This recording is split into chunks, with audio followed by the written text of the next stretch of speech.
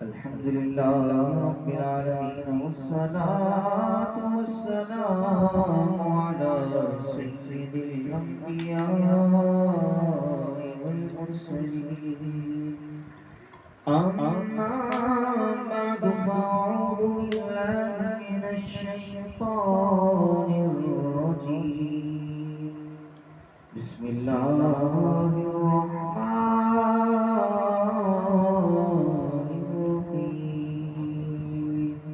قال الله تبارك وتعالى في القرآن المجيد: رضي الله عنهم ورضوا عنه.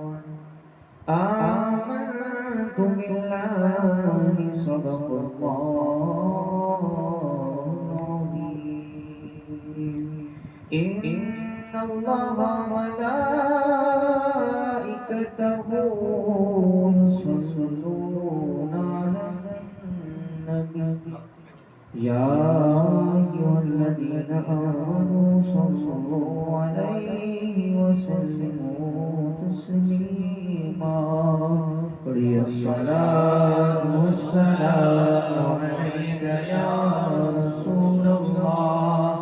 الصلاة والسلام عليك يا حبيب الله. اور سب مل کر پڑھیں گے تو انشاءاللہ درود و سلام پڑھنے کا اپنا ہی لطف آئے.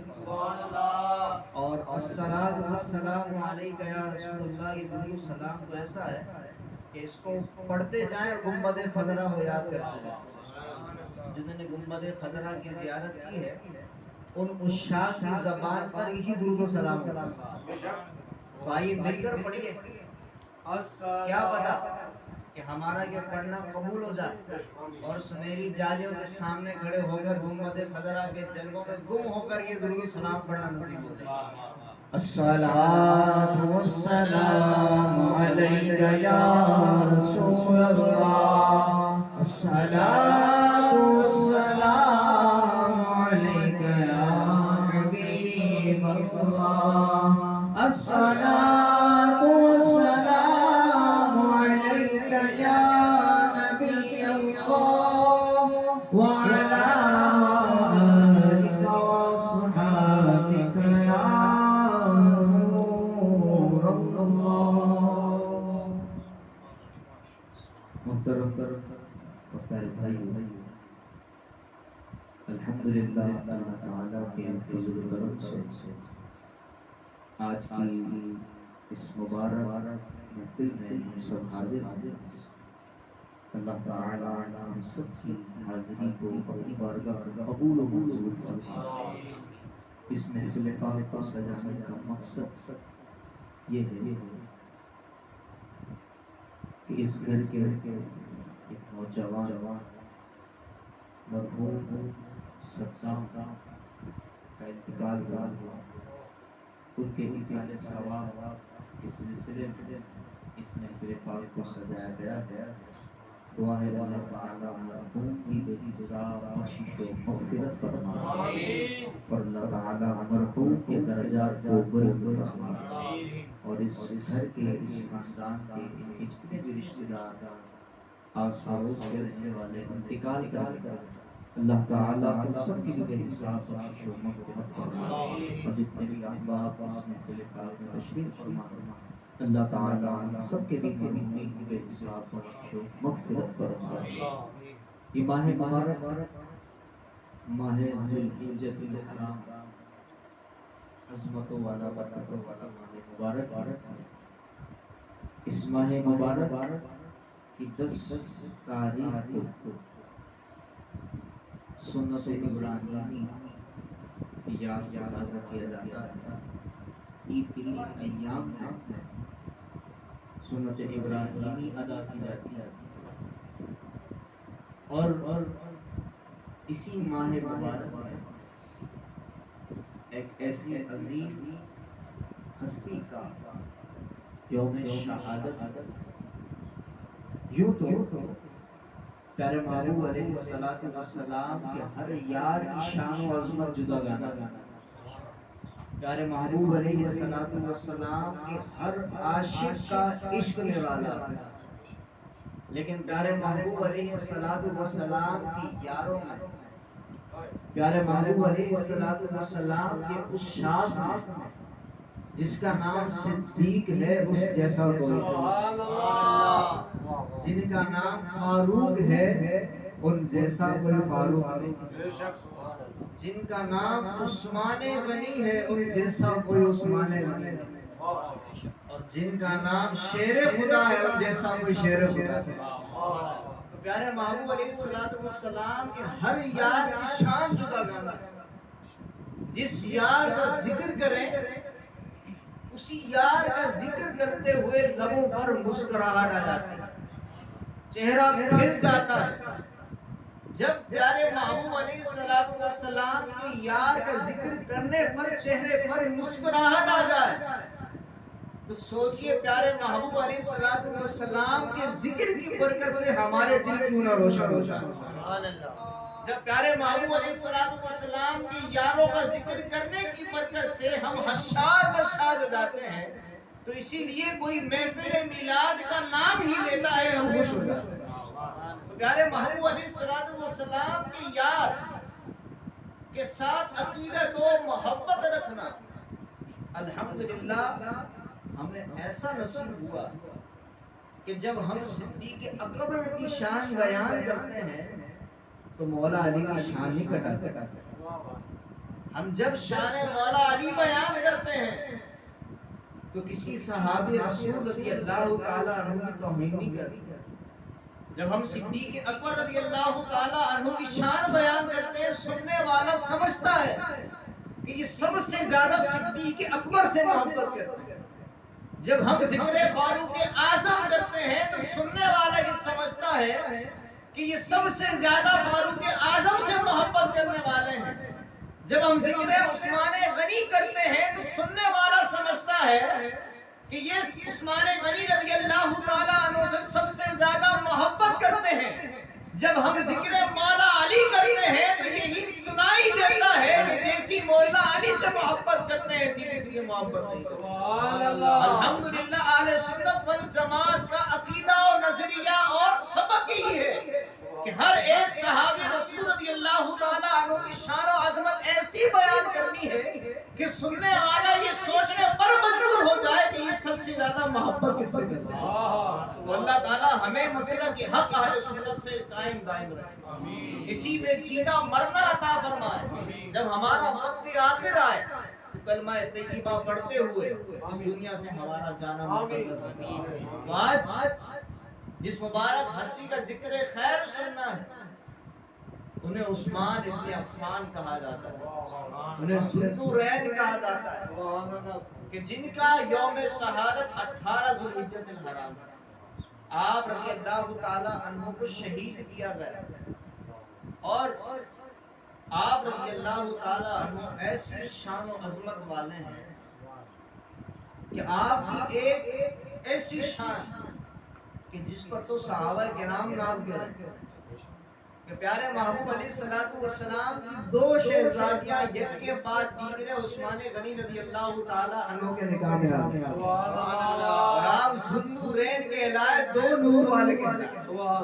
اور 2 نور والا کہلانے کے ساتھ ساتھ آپ کے بہت سے اوصاف، کون سے وصف کو بیان کریں، لیکن آپ کا ایک وصف ایسا ہے کہ اس کو بیان کر کے مالداروں کو بھی سہارا مل جاتا ہے اور غریبوں کو ترغیب مل جاتی ہے، اور آپ کا وہ وصف سخاوت کرنا ہے کہ جب مالدار آپ کی سخاوت دیکھتا ہے تو یہ سمجھتا ہے کہ عثمان غنی نے اتنا رب کی بارگاہ میں خیرات کیا، رب کی راہ میں اتنا خرچ کیا کہ عثمان غنی رضی اللہ تعالی عنہ کے مال میں ذرہ برابر بھی کمی نہ آئی، اور جب مجھے اللہ تعالیٰ نے اپنے مال سے نوازا ہے، اللہ تعالیٰ نے مجھے مال و دولت عطا فرمایا ہے، اور اگر میں بھی عثمان غنی رضی اللہ تعالی عنہ کی طرح رب کی بارگاہ میں خرچ کروں گا تو رب میرا مال کیسے کم کرے گا۔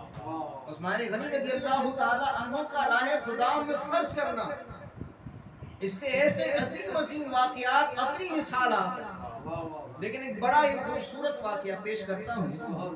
غزوہ تبوک کا موقع ہے، پیارے محبوب علیہ السلام منبر پر تشریف فرما کر ترغیب ارشاد فرما رہے کہ غزوہ تبوک کے لیے مال جمع کیا جائے۔ صحابہ کرام رضی اللہ تعالی عنہ پیارے محبوب علیہ السلام کی بارگاہ میں اپنا مال پیش کریں۔ جب آقا علیہ السلام نے پہلی مرتبہ ترغیب ارشاد فرمائی، عثمان غنی رضی اللہ تعالی عنہ کھڑے ہو جاتے اور عرض کرتے ہیں یا رسول اللہ 100 اونٹ اس کے ساز و سامان سمیت پیش کرنے کی آپ کی بارگاہ میں نیت کرتا ہوں کہ آپ کی بارگاہ میں 100 اونٹ ساز و سامان کے ساتھ پیش کروں گا۔ چنانچہ پیارے محبوب علیہ السلام عثمان غنی رضی اللہ تعالی عنہ کی اس نیت کے اظہار کے بعد دوبارہ کھڑے ہو جاتے ہیں۔ دوسری مرتبہ ترغیب ارشاد فرماتے ہیں، عثمان غنی رضی اللہ تعالی عنہ دوبارہ کھڑے ہو جاتے ہیں اور عرض خدمت کرتے ہیں یا رسول اللہ 200 اونٹ ساز و سامان کے ساتھ پیش کروں گا۔ 200 اونٹ پیش کرنے کے بعد جب تیسری مرتبہ پیارے محبوب علیہ السلام ترغیب ارشاد فرماتے ہیں، عثمان غنی رضی اللہ تعالی عنہ تیسری مرتبہ بھی کھڑے ہو جاتے ہیں۔ تیسری مرتبہ کھڑے ہو جانے کے بعد آپ عرض کرتے ہیں یا رسول اللہ 300 اونٹ ساز و سامان کے ساتھ آپ کی خدمت میں پیش کرتا ہوں۔ جب پیارے محبوب علیہ السلام اپنے اس عاشق کا رب کی بارگاہ میں خرچ کرنے کا یہ انداز دیکھتے ہیں، پیارے محبوب علیہ السلام ممبر سے نیچے تشریف لے آتے ہیں۔ ممبر سے نیچے تشریف لے آتے ہیں اور فرماتے ہیں آج کے بعد عثمان جو کچھ بھی کرے اسے معاف۔ سبحان اللہ، کیسی بشارت عطا فرماتے ہیں کہ آج کے بعد عثمان غنی رضی اللہ تعالی عنہ جو کچھ بھی کرے انہیں رب تعالیٰ نے معاف فرما دیا۔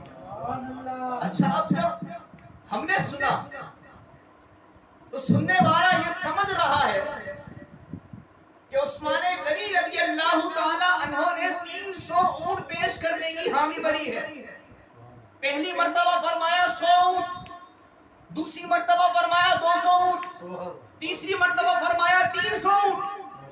تو اس کا مطلب یہ ہے کہ عثمان غنی رضی اللہ تعالی عنہ 300 اونٹ پیارے محبوب کی خدمت میں پیش فرمائیں گے، لیکن عثمان غنی رضی اللہ تعالی عنہ کو رب تعالیٰ نے اتنا بڑا دل عطا فرمایا اور اپنی راہ میں خرچ کرنے کی ایسی توفیق عطا فرمائی کہ آپ نے پہلی مرتبہ فرمایا جو 100 اونٹ خدمت کے اندر پیش کروں گا، دوسری مرتبہ فرمایا 200 اونٹ پیش کروں گا۔ تو ان 200 اونٹوں کا مطلب یہ تھا کہ 100 پچھلے والے اور 200 کے، یہ ٹوٹل ملا کر 300 ہو گئے۔ آپ نے تیسری مرتبہ فرمایا کہ 300 اونٹ پیش کروں گا، اس کا مطلب یہ تھا کہ 300 اونٹ نہیں بلکہ یا رسول اللہ آپ کی خدمت میں 600 اونٹ ساز و سامان کے ساتھ پیش کروں گا۔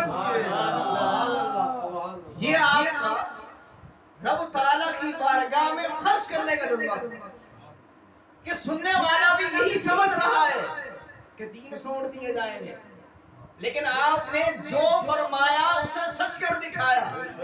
جب فرمایا 100 تو 100، جب 200 فرمایا تو پچھلے والے مائنس نہیں کر دیے، اسے بھی شامل کر کے رب تعالیٰ کی بارگاہ میں خرچ کیا۔ عثمان غنی رضی اللہ تعالیٰ عنہ کے مال میں کچھ کمی نہیں آئی۔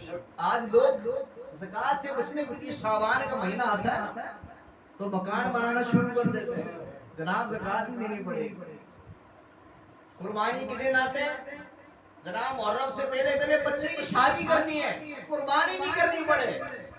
رب کی بارگاہ میں خرچ کرنے کے چور دروازے ڈھونڈتے ہیں کہ کوئی چور دروازہ مل جائے رب کی بارگاہ میں خرچ نہ کرنا پڑے۔ عثمان غنی سے زندگی، عثمان غنی رضی اللہ تعالیٰ عنہ نے رب کی بارگاہ میں اتنا خرچ کیا، دوسرے لفظوں میں کہتے ہیں نا انسان جب بہت زیادہ خرچ کرنے والا ہو تو کہتے جناب یہ آنکھیں بند کر کے خرچ کرتا ہے، پانی کی طرح پیسہ بہاتا ہے۔ لیکن عثمان غنی رضی اللہ تعالیٰ عنہ تو ایسے جود و سخا والے ہیں، پانی کا بہنا بھی شرم آ جائے، آنکھ کا بند ہونا بھی شرم آ جائے۔ عثمان غنی رضی اللہ تعالیٰ عنہ سے خرچ فرمانے والے ہیں۔ عثمان غنی رضی اللہ تعالیٰ عنہ نے جس طرح رب کی بارگاہ میں خرچ کیا، انہی کا واسطہ پیش کرتے ہوئے رب کی بارگاہ میں دعا کریں، یا اللہ جو تو نے فرض فرمایا ہے کم سے کم وہ تو ادا کر دیں۔ زکوٰۃ تو نے اگر فرض فرما دی ہے، زکوٰۃ تو ادا کر دیں۔ اگر قربانی واجب ہو گئی ہے، قربانی تو ادا کر دیں۔ بیٹی کی شادی ہے، بیٹی کی شادی ہے، آپ زکوٰۃ سے نہ رکیں، رب تعالیٰ غیب سے انتظام فرما دیں۔ آپ قربانی لازم ہونے کے باوجود قربانی کیجئے، رب تعالیٰ ایسی برکت عطا فرمائے گا، انشاءاللہ آپ خود حیران و پریشان ہو جائیں، کیونکہ رب کا وعدہ ہے کہ جو رب کی بارگاہ میں خرچ کرتا ہے رب تعالیٰ بڑھا کے دیتا ہے۔ آج اگر ہمیں کوئی دنیا دار لالچ دے، 1 کا 10 دوں گا، تو ہم آنکھیں بند کر کے اس کی طرف دوڑ پڑیں گے۔ جس رب نے رزق کا ذمہ لیا ہے، جس نے ہمیں پیدا کیا ہے، ہم اس پر بھروسہ نہیں کرتے، ہم اس پر اعتماد نہیں کرتے، ہم دنیا والوں پر اعتماد کرتے ہیں۔ لوگ چونا لگا کے چلے جاتے ہیں، لوگ دھوکہ دے کے چلے جاتے ہیں۔ اسی بکرا پیڑی کے اندر دمبی کو دمبا بنا کر بیچا گیا، اسی بکرا پیڑی کے اندر، اسی بکرا پیڑی کے اندر ایک نے آ کے خود بتایا، بکری کو یا بکرے کو پلاسٹک کا کان لگا کر بیچ دیا۔ ایسے دھوکے باز دنیا میں موجود ہیں۔ تو آپ رب تعالیٰ پر بھروسہ کیجئے، رب تعالیٰ دھوکہ دینے والا نہیں ہے۔ یہ دنیا دار دھوکہ دے دیتے ہیں، لیکن رب تعالیٰ پر جو بھی بھروسہ کرتا ہے رب تعالیٰ اس کے بھروسے کو ٹوٹنے نہیں دیتا۔ رب تعالیٰ پر بھروسہ کر کے تو دیکھیے، ہمیں اپنے رب پر بھروسہ ہی نہیں ہے۔ جب ہم نے اپنے رب پر بھروسہ کرنا شروع کر دیا، رب تعالیٰ پر بھروسے کا بدلہ ہمیں اس شان کے ساتھ ملے گا، آپ حیران و پریشان ہو جائیں گے یہ ہوا کیسے؟ یہ تو ناممکن تھا، یہ ممکن کیسے ہوا؟ کیونکہ رب تعالیٰ پر جو بھی بھروسہ کرتا ہے وہ خالی ہاتھ نہیں لوٹتا، خالی ہاتھ رب تعالیٰ اسے نہیں لوٹاتا۔ ہمارے ہاتھ خالی کیوں لوٹ جاتے ہیں؟ ہم جب دعا کے لیے ہاتھ اٹھاتے ہیں ہم تو بغلے جھانک کے ہوتے ہیں، پتہ نہیں دعا قبول ہوگی نہیں ہوگی۔ کوئی مزار نہیں چھوڑا، سب مزاروں پر حاضری دیے، سب مزاروں پر منت مانی۔ ان سے پوچھئے دل کے ساتھ کہاں مانی تھی، دل سے کہاں سے مانی تھی، سچے دل کے ساتھ دعا کہاں کی تھی؟ وہ بھی حیران و پریشان ہو جائے گا، کہاں آنسو نکلے تھے دعا مانگتے۔ ہم خود سوچیں، ہم نے رب سے مانگا، کبھی اکیلے میں دعا مانگتے ہوئے آنسو نکلے؟ وہ کہتے نا جو روتا ہے اس کا کام ہوتا ہے، جو روتا ہے اس کا کام ہوتا ہے۔ تو رو کر رب سے مانگیے، انشاءاللہ کام ضرور ہوگا۔ بچہ بھی جب رو رہا ہوتا ہے نا، امی یہ چیز چاہیے، ابو یہ چیز چاہیے، جب تک بچہ روتا نہیں ہے والد دلاتا نہیں ہے، ماں دلاتی نہیں ہے۔ جب تک رب تعالیٰ کی بارگاہ میں روئیں گے نہیں، انشاءاللہ جب رب تعالیٰ کی بارگاہ میں رونا سیکھ گئے انشاءاللہ ہمارا کام ضرور ہو جائے گا، بات ٹھنڈی ہو جائے گی۔ عثمان غنی رضی اللہ تعالیٰ عنہ کہ اوصاف کا ہمیں کچھ ہی صدقہ مل جائے، کچھ ہی ذرہ مل جائے، انشاءاللہ دنیا بھی سنور جائے گی، آخرت بھی سنور جائے گی۔ اللہ تعالیٰ ہم سب کو عمل کرنے کی توفیق عطا فرمائے۔